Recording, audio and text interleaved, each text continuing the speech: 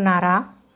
అప్పుడు యెహోవా యందు భయభక్తులు గలవారు ఒకరితో ఒకరు మాట్లాడుకొనుచుండగా యెహోవా చెవియొగ్గి ఆలకిస్తాడంట.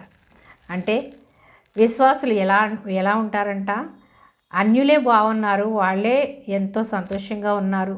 మనం ఇన్ని కష్టాలు, ఇన్ని శ్రమలు, ఇన్ని శోధనలు మనం అనుభవిస్తున్నాం. వాళ్ళ గర్వంగా జీవిస్తూ, దేవునికి దూరమై జీవిస్తూ కూడా ఈ లోకంలో ఎంతో సంతోషంగా ఉన్నారు అని అనుకుంటున్నారు.